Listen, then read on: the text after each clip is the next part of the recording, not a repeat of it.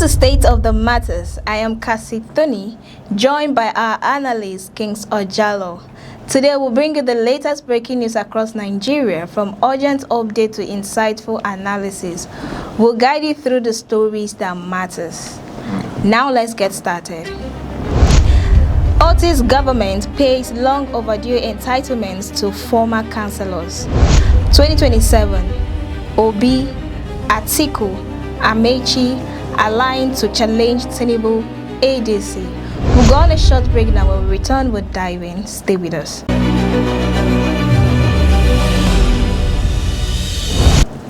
What do you have to say about this new development in Abia State? Because the governor of Abia State is really working. You know, this former councillors, they've been working from 1999 to 2000 without being given their entitlement. And he came into the office and he's doing all of these things. You know, this goes to show that he's not just a governor. He's a man of the people. He's a man of integrity. He's a man that wants unity to be among the Abiarans. You know, for a governor to really consider paying outstanding salaries and entitlement to past civil servants like councillors, you know, which really occurred March 10, it shows that indeed this is someone that, as I have usually say, you know, most times I give remark to dear Governor Otti, you know, it seems as if maybe I'm being biased to others. No, you know, when someone really comes in line and is always at the front line of his administration concerning the state and the economy of the state, you should know that yes, this is someone you would like to work with. This is someone you like to give credit on, and this is someone you would like to commemorate constantly because he's doing the needful, rather than trying to, you know, go the other way around. You understand? He has really covered over 1,000, you know, verified officials, which recently happened in recently took part in over the 17 local government areas. You know, and again, this is a time period of, I think, since 1999 to 2022. You can see the gap, and he has put it into consideration. You should know that yes, this is a governor who actually has the people on his mind, who is actually mandating what the people wants, and, you know, doing the needful for the well-being of Abia State. You understand? Now, he talked about a 3 instrumental plan to ensure processes and also is putting the state in order. That is making payment for 3 installations, and he also talked about verification processes. You know, this exercise also went alongside with verifying them and making sure that they are actually giving these salaries and to the actual people. It's not like how will I put it? Oh, he's my brother, let me fix someone who is not. You know, this is what what they do in our system. But you know, everything went. They are transparent in this. Yes, it went on the actual process. So you could see why Governor Otti's administration in Abia State really needs a kudos, really needs an applaud. You understand? And again, you are applauding him already. Of course, he needs an applaud because the governor has really shown what it is to be a governor. I don't know how much I will commend Alex Otti again, other than saying, sir, you are doing well. You understand? And I believe this will definitely quench hunger in the state. Those who have, I could recall, most patriots and people who are been agitating and protesting concerning pension, outstanding pension in not just Abia State, in most prominent states in Nigeria. And we could see that many of these protesters, we're talking about people of age, have been neglected. You get what I'm saying? But now this governor has come around to give a listening ear and make sure that these outstanding payments are being settled. And I think he's also doing that in every other form in terms of pension, in terms and from the good side now, he has recently increased, I think, salaries, current councillor salary from 300,000 to 600,000. You could see how efficient Alex Otti administration is all about. Now, let me turn it the other way around to his counterparts, governors, other counterparts and thereabouts.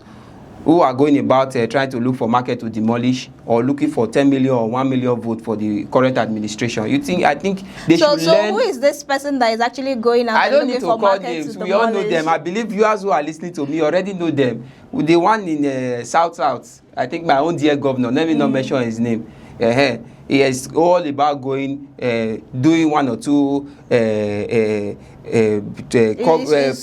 of pothole and deliberating on we will deliver 1 million votes. He has been on that mandate since he entered into office since 2022 or 2023 thereabout. He has still 2024 rather. He has still been on that mandate.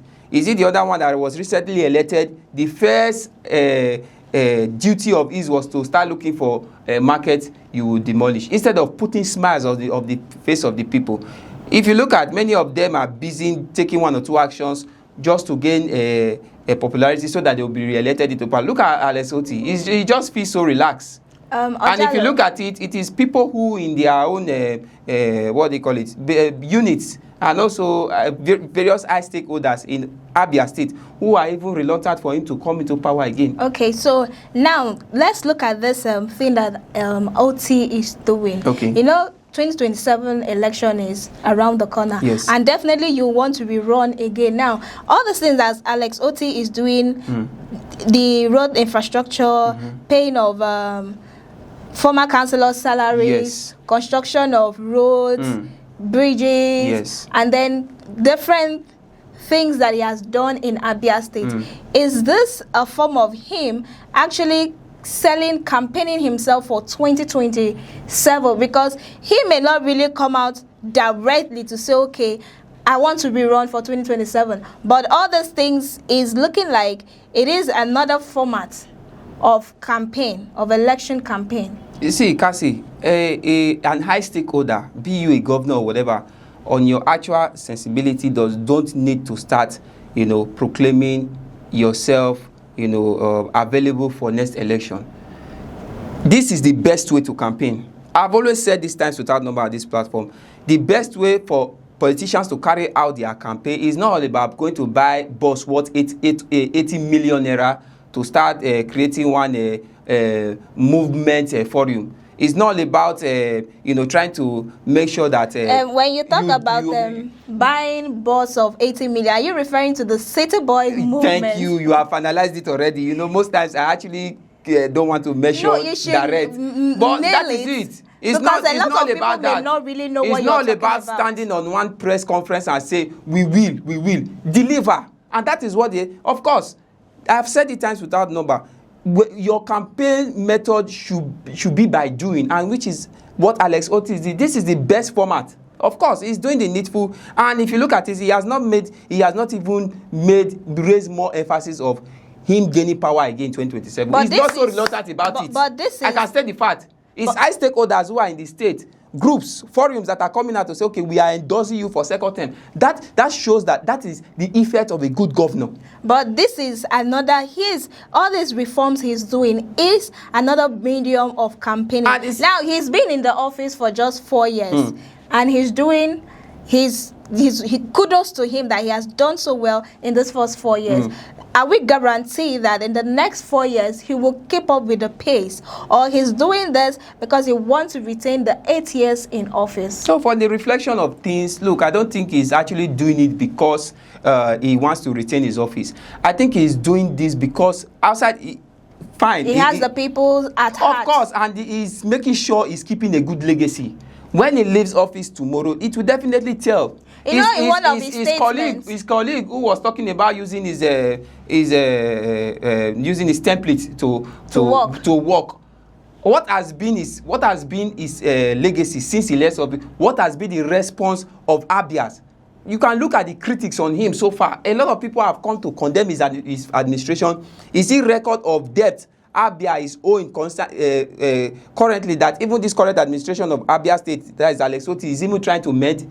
definitely your legacy speak for you. Whatever you do, it will definitely speak, even when you are outside of the. That is why I so-called pity most of these governors who are trying to deliver 1 million, 10 million votes for without even noticing the bad effects happening in their state. Most especially those governors in the north who don't even know what they are doing, defecting to the APC without looking at the downfall of your citizens. You are asking these so-called people to vote you to power, but they are being killed every day by bandits, Boko Haram, and X-Men.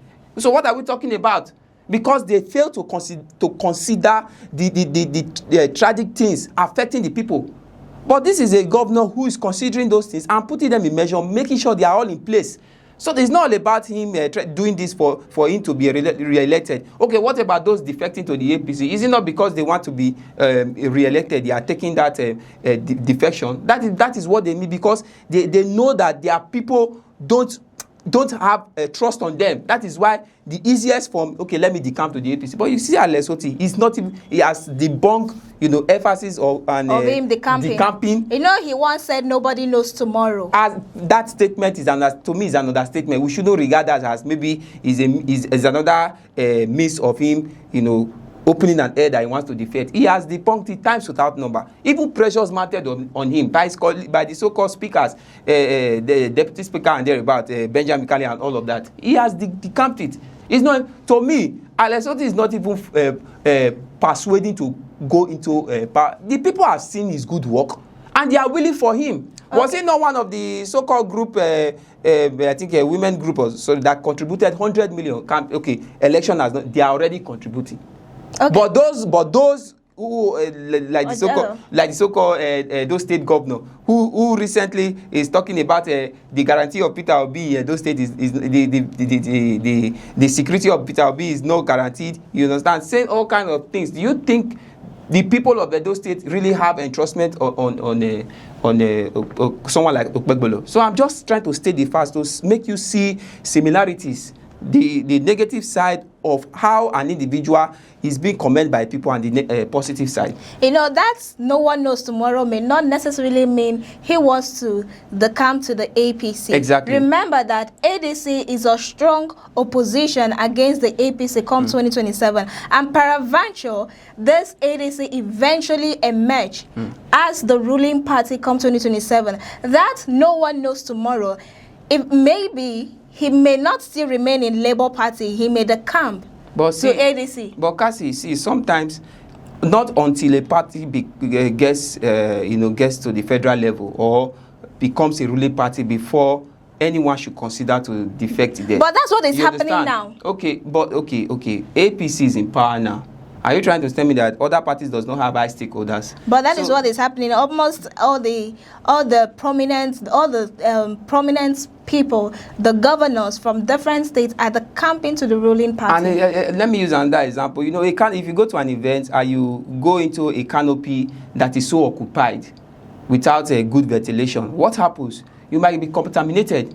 So a wise person will definitely leave such canopy so that it does not get the contamination others are having. And I don't think a wise man like Otti will want to infuse himself into a political platform that is occupied with corrupt leaders. Even the so-called new coalition, even the ADC. Check out the ADC. Who are those that are occupying the ADC? Are they not the same set of people who made this country the way it is today? Who has made Nigeria to sink in the way it found itself today? When you say they are the ones who make the country sink, are you also referring to Peter Obi? Because Peter Obi is also in this party. Peter Obi is not the only one in the party. Peter Obi might be a scent within demons. The bad eggs. So that is what we are looking at here. So they know themselves, and many of them are even admitting it, and that is one good thing I like about it. And some of them are facing the repercussion, e.g. el-rufai, who is still in ICPC custody up to this time. Talking about ADC, we're still in politics. The ADC, they have come out to say that Atiku, Amechi and Peter Obi are a strong force against the ruling party come 2027. Now, what do you have to say about this? Well, to me, this just as we stated in our recent discussion, this same coalition, you understand, to me, I don't think there's any bona fide differences outside probably the involvement of Peter Obi. You understand? When I say bona fide differences, is I don't think it was the same people who left the so-called party they are trying to they are talking down on, that is the APC that they are trying to bring down, that they are trying to confront against 2027. They are the same people who occupied it, who forged it, who made the APC where it is today. Amechi was in the APC. Even the so-called Atiku involved himself in the APC. So so you are trying to destroy. To me, from what I see on this scenario, you are trying to create the monster you are trying to destroy the monster you created, the monster you invented. You are trying to create it, destroy it. That is what I see. The party chairman, Onoche, she actually say that people say that party members do not work in unity, and they actually had one ADC meeting. Yes, that's a one party meeting. That is the one ADC movement. Yes, one ADC movement, which she said that this movement is bringing in Atiku, Amechi, and Peter Obi, and every other party members together, meaning that they are united. They are a working force, working together to dethrone or to stop the ruling progressive the ruling Congress party come 2027 from returning to power. Now, this one ADC movement, does it mean that these other party members, I'm talking about Atiku and Amechi, them aligning together with Peter Obi, does it mean this alignment, they're going to single out one person and say, okay, you be our flag bearer? Well, to me, I don't, because no one has stated it. Because Atiku is very much interested in being the flag bearer. And he said he's not going to step down for anyone. Obi is interested. And you see that, and Amechi too is also. So we have three of them that are interested. Who was recently endorsed by the South ADC Forum. You can see that. So this one ADC now. That is why I started with, because these are the same people who orchestrated the monster affecting the country. Now you can see that the same orchestration, the same invention that they distributed in the APC is what they are gradually bringing to the ADC. You understand? First of all, the committee chairman of the ADC, and also the chairman of the ADC, and also the national chairman, Rauf Aregbesola and Jeremiah. I think they really need to sit down and construct their so-called candidates. That is what they need right now, before it gets too late. 2027 is just at the corner. And to me, ADC has not really illustrated a platform visible for the public to have to entrust in. That is what I see. They've not really given that full evidence of themselves that, look, Nigerians can rely on us without fear. Because the merging and the kind of shenanigans I find there are not even suitable. Nigerians can't even trust them. It's a kind of brief similarity with the APC. But they are just coming out in another form. They talk about the one ADC movement. What is it? Not the same thing as the so-called renewed hope movement that is reflecting on the APC? So you can see there's a kind of similarity. So when earlier on I talked about Obi in their midst is like a saint in the midst of demons. You understand? I'm not saying Obi might have his own clause. You understand? But is still kind of pretty different, because just a little bit. He has some differences. But on the long run, I think ADC will really achieve it if the right person is mandated to be the flag bearer. That is, if they make that mistake of installing a person Nigerians or the economy of Nigeria will be against. And by this that is right the great person, mistake ADC will make. By this right person, in your own opinion, who do you think, out of these three candidates, who do you think is the right person for the ADC? I will state the fact, it's Peter Obi.